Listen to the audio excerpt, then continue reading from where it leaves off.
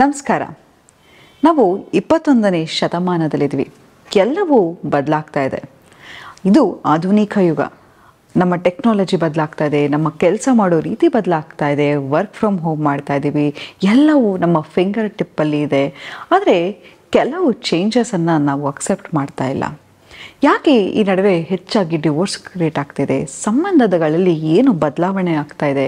ಯಾಕೆ ಸಂಬಂಧಗಳು ಕಣ್ಮುಚ್ಕೊಂಡು ತೆರೆಯೋಷ್ಟೊತ್ತಿಗೆ ನಶಿಸ್ತಾ ಇದೆ ಅನ್ನೋದ್ರ ಬಗ್ಗೆ ಇವತ್ತು ಮಾತಾಡ್ತಾ ಹೋಗೋಣ.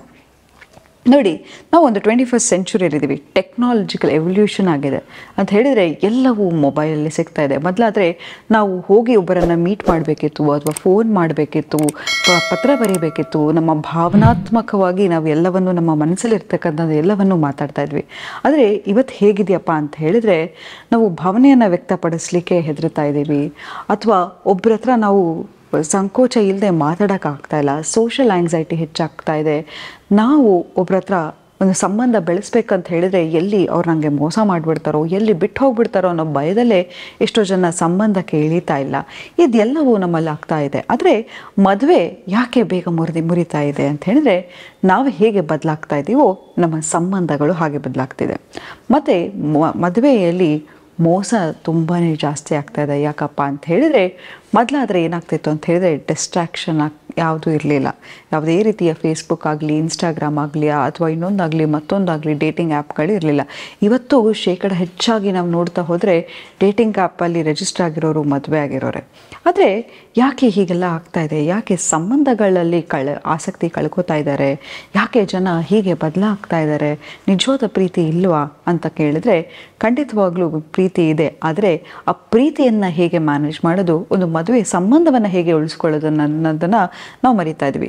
ಒಂದು ಹಿಂದೆ ಕಾಲ ಇತ್ತು, ಮದುವೆ ಯಾಕಪ್ಪ ಆಗ್ತಾಯಿದ್ರು ಅಂತ ಹೇಳಿದರೆ, ನಮಗೆ ಒಂದು ಡಿಪೆಂಡೆನ್ಸಿ ಇರ್ತಿತ್ತು, ಒಬ್ಬರ ಮೇಲೆ ಒಬ್ಬರಿಗೆ ಡಿಪೆಂಡೆನ್ಸಿ ಇರ್ತಿತ್ತು. ಹಾಗಾಗಿ ಮದುವೆ ಆಗ್ತಾಯಿದ್ರು. ಗಂಡ ಆಚೆ ಹೋಗಿ ದುಡಿತಾ ಇದ್ದ. ಒಂದು ಮನೆಯಲ್ಲಿ ಒಂದು ಹೆಣ್ಣು ಮನೆಯನ್ನು ನೋಡಿಕೊಂಡು, ತನ್ನ ತಂದೆ ತಾಯಿಯನ್ನು ನೋಡಿಕೊಂಡು, ತನ್ನ ಮಕ್ಕಳನ್ನು ನೋಡಿಕೊಂಡು ರಥವನ್ನು ಸಾಗಿಸ್ತಾ ಇದ್ಲು. ಆದರೆ ಈಗ ಗಂಡ ಹೆಂಡತಿ ಇಬ್ಬರು ದುಡಿತಾ ಇದ್ದಾರೆ ಸಮಾನವಾಗಿ. ಅದರಲ್ಲೂ ನಾವು ಆಫೀಸಿಗೆ ಹೋಗೋದಾಗಿರ್ಬೋದು, ಅಥವಾ ಇನ್ನೊಂದು ಕೊಲೀಗ್ಸನ್ನು ಮೀಟ್ ಮಾಡೋದಾಗಿರ್ಬೋದು, ಟೆಕ್ನಾಲಜಿ ಎವಲ್ಯೂಷನ್ ಆಗಿದೆ. ಯಾವುದು ಸರಿ, ಯಾವುದು ತಪ್ಪು, ಯಾವುದು ಹೇಗೆ ಅಂತ ಹೇಳಿ ಎಲ್ಲರೂ ಓದಿದ್ದೀವಿ, ಕಲ್ತಿದ್ದೀವಿ. ಎಕ್ಸ್ಪೋಜರ್ ತುಂಬಾ ಜಾಸ್ತಿ ಆಗ್ತಾ ಹೋಗ್ತಿದೆ. ಆದರೆ ಮೊದಲೇನಾಗ್ತಿತ್ತು ಅಂತ ಹೇಳಿದರೆ, ನನಗೆ ಒಂದು ಮದುವೆ ಆದರೆ ಸಮಾಜದಲ್ಲಿ ಒಂದು ಗೌರವ ಇರ್ತಾಯಿತ್ತು. ಎಮೋಷ್ನಲಿ ನನ್ನ ಕಷ್ಟವನ್ನು ನಾನು ಯಾರ ಹತ್ರನಾರು ಹೇಳ್ಕೊಳ್ಬೇಕಾದ್ರೆ ನನಗೆ ಒಬ್ಬಳು ಸಂಗಾತಿ ಬೇಕು, ಅಥವಾ ಒಬ್ಬಳು ಪತ್ನಿ ಬೇಕು ಅನ್ನೋದು ಇರ್ತಿತ್ತು. ಆದರೆ ಇವಾಗ ಏನಾಗಿದೆಯಪ್ಪ ಅಂತ ಹೇಳಿದರೆ, ಯಾವುದೇ ಥರದ ಒಂದು ಎಮೋಷ್ನಲ್ ಡ್ಯಾಮೇಜ್ ಆದರೆ ನಮಗೆ ಮೊಬೈಲಲ್ಲಿ ಯಾವುದೋ ಒಂದು ವೀಡಿಯೋಸನ್ನು ನೋಡ್ತೀವಿ, ಅಥವಾ ಯಾವುದೋ ಒಂದು ವ್ಯಕ್ತಿ ಹತ್ರ ಮಾತಾಡ್ತೀವಿ, ಅಥವಾ ಯಾವುದೋ ಒಂದು ಸೋಷಿಯಲ್ ಮೀಡಿಯಾದಲ್ಲಿ ಯಾವತ್ತೋ ವ್ಯಕ್ತಿ ಹತ್ರ ನಮ್ಮ ಎಮೋಷನ್ಸನ್ನು ಹಂಚ್ಕೋತೀವಿ. ಫ್ರೆಂಡ್ಸ್ ಇದ್ದಾರೆ. ಇದೆಲ್ಲವೂ ಏನಾಗ್ತಾ ಇದೆ ಅಂತ ಹೇಳಿದರೆ, ಮದುವೆಯಲ್ಲಿರ್ತಕ್ಕಂಥ ಡಿಪೆಂಡೆನ್ಸಿಯನ್ನು ಕಮ್ಮಿ ಮಾಡ್ತಾ ಇದೆ. ಮತ್ತು ಕೆಲವೊಮ್ಮೆ ಫೈನಾನ್ಷಿಯಲ್, ಯಾಕಂತ ಹೇಳಿದರೆ ಆಗ ಹೆಣ್ಣು ಅಬಲೆ ಆಗಿದ್ಲು. ಅವಳಿಗೆ ಒಂದು ಯಾವುದೋ ಒಂದು ಆರ್ಥಿಕವಾಗಿ ಒಂದು ಹೊಡ್ತಾ ಇರ್ತಿತ್ತು, ಅಥವಾ ಆಕೆಗೆ ವಿದ್ಯೆ ಇರ್ತಾ ಇರಲಿಲ್ಲ. ತನ್ನ ಗಂಡನ ಮೇಲೆ ಎಲ್ಲವಾದಂಥ ಫೈನಾನ್ಷಿಯಲ್ ಡಿಪೆಂಡೆನ್ಸಿ ಇರ್ತಾಯಿತ್ತು. ಆದರೆ ಈಗ ಹೆಣ್ಣು ಕೂಡ ದುಡಿತಿದ್ದಾಳೆ ಸಮನಾಗಿ, ಗಂಡನ ಸಮನಾಗಿ. ಹಾಗಾಗಿ ಆ ಡಿಪೆಂಡೆನ್ಸಿ ಕೂಡ ಇಲ್ಲ. ಆದರೆ ಈಗ ಇಂತಹ ಪರಿಸ್ಥಿತಿಯಲ್ಲಿ ಮದುವೆ ಅನ್ನೋದು ನಶಿಸ್ತಾ ಹೋಗುತ್ತಾ? ಮುಂದೆ ಒಂದು ಯುಗ ಬರುತ್ತಾ ಮದುವೆ ಅನ್ನೋದೇ ಇರಲ್ವಾ ಅಂತ ಹೇಳಿದರೆ, ಖಂಡಿತವಾಗ್ಲೂ ಸುಳ್ಳು. ಯಾಕಂತ ಹೇಳಿದರೆ, ಇದನ್ನು ರೀಪ್ಲೇಸ್ ಮಾಡೋತಕ್ಕಂತಹ ಒಂದು ಯಾವುದೇ ಥರದ ಇನ್ಸ್ಟಿಟ್ಯೂಷನ್ ಇಲ್ಲ. ಮದುವೆ ಅನ್ನೋದು ತುಂಬಾ ಮುಖ್ಯ. ಆದರೆ ಒಂದು ತಿಳ್ಕೊಳ್ಳಿ, ಯಾಕೆ ಸಂಬಂಧದಿಂದ ಬೇಗ ಬೋರ್ ಆಗ್ತಾರೆ, ಯಾಕೆ ಆಚೆ ಹೋಗ್ತಾರೆ ಅಂತ ಹೇಳಿದರೆ, ಮದುವೆಗೆ ಮುಂಚೆ ನಮ್ಮ ದೇಹದ ಬಗ್ಗೆ, ನಾವು ಹೇಗಿರ್ತೀವಿ, ಹೇಗೆ ಮಾತಾಡ್ತೀವಿ, ಅವರನ್ನು ಹೇಗೆ ಇಂಪ್ರೆಸ್ ಮಾಡಬೇಕು, ಹೇಗೆ ಡೇಟಿಂಗ್ ಹೋಗಬೇಕು, ಇದೆಲ್ಲವನ್ನು ನಾವು ಆಸಕ್ತಿ ತೋರಿಸ್ತಾ ಇದ್ವಿ. ಮದುವೆ ಆದ ನಂತರ ನಮ್ಮ ದೇಹದ ಬಗ್ಗೆ ನಾವು ಆಸಕ್ತಿಯನ್ನು ತೋರಿಸೋದು ಕಮ್ಮಿ ಆಗ್ತಾ ಹೋಗುತ್ತೆ. ಆ ವ್ಯಕ್ತಿ ಮೇಲೆ ಎಫರ್ಟ್ ಹಾಕೋದನ್ನು ಕಮ್ಮಿ ಮಾಡ್ತಾ ಹೋಗ್ತೀವಿ. ಇದನ್ನು ಮಾಡ್ತಾ ಹೋಗಬೇಡಿ. ನೋಡಿ, ರಿಲೇಷನ್ಶಿಪ್ ಅನ್ನೋದಕ್ಕೆ ಕಾನ್ಸ್ಟೆಂಟ್ ಎಫರ್ಟ್ ಬೇಕಾಗುತ್ತೆ. ಯಾವಾಗ ಆ ಎಫರ್ಟನ್ನು ತೋರಿಸೋದನ್ನು ಕಮ್ಮಿ ಮಾಡ್ತಾ ಹೋಗ್ತೀವೋ, ಆ ವ್ಯಕ್ತಿ ರಿಲೇಷನ್ಶಿಪ್ಪಲ್ಲಿ ಆಸಕ್ತಿಯನ್ನು ಕಮ್ಮಿ ಮಾಡ್ಕೋತಾ ಹೋಗ್ತಾರೆ. ಮತ್ತು ನಮಗೆ ಮುಂಚೆ ಆದರೆ ನಾನು ಹೇಳಿದೆ, ಈ ಥರದೆಲ್ಲ ಡಿಪೆಂಡೆನ್ಸಿ ಇರ್ತಿತ್ತು. ನಾವು ಹೇಳಿದಾಗೆ ನಮ್ಮ ಪಾರ್ಟ್ನರ್ ಕೇಳ್ತಾ ಇದ್ರು. ಆದರೆ ಈಗ ಈಕ್ವಲ್ ಬಂದಾಗ they are looking for partnership ಹೊರತು ಪೇರೆಂಟ್ ಅಲ್ಲ. ನಾವೇನು ಮಾಡ್ತೀವಿ, ನಾವು ಯಾರನ್ನಾರು ಪ್ರೀತಿಸ್ತಾ ಇದ್ರೆ ಅವ್ರ ಬಗ್ಗೆ ಅತಿಯಾಗಿ ಹೆಚ್ಚು ಕಾಳಜಿಯನ್ನು ತೋರಿಸ್ಲಿಕ್ಕೆ ಹೋಗ್ತೀವಿ.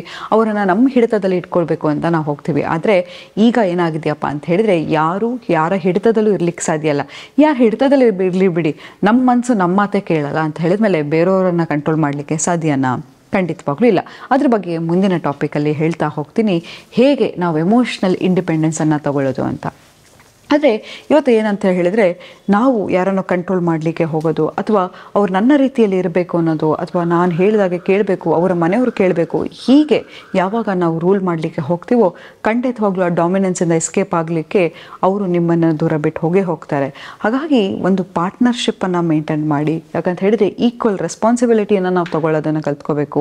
ಯಾವಾಗಲೂ ಪಾರ್ಟ್ನರ್ ಮೇಲೆ ಹೆಚ್ಚಾಗಿ ಡಿಪೆಂಡೆನ್ಸಿ ಇರೋದಾಗಿರ್ಬೋದು, ಅಥವಾ ಯಾರಿಗೇ ಆಗಲಿ ನೋಡಿ, ನಾವು ಯಾವಾಗ ನಾವು ಖುಷಿಯಾಗಿ ಇಂಡಿಪೆಂಡೆಂಟ್ ಆಗಿರ್ತೀವಿ, ನಮ್ಮ ಕೆಲಸವನ್ನು ನಾವು ಮಾಡ್ಕೋತಾ ಹೋಗ್ತೀವಿ, ಅಂಥವರ ಮೇಲೆ ಅಟ್ರಾಕ್ಷನ್ ಜಾಸ್ತಿ ಆಗ್ತಾ ಹೋಗುತ್ತೆ. ಅದು ಬಿಟ್ಟು ನನಗೆ ಅದು ಮಾಡು ಇದು ಮಾಡು ಅಂತ ಎಕ್ಸ್ಪೆಕ್ಟೇಷನ್ ಇಟ್ಕೋತಾ ಹೋದರೆ ಖಂಡಿತವಾಗ್ಲೂ ಆ ಎಕ್ಸ್ಪೆಕ್ಟೇಷನನ್ನು ಯಾರಿಗೂ ಮೀಟ್ ಮಾಡಲಿಕ್ಕೆ ಸಾಧ್ಯ ಇಲ್ಲ.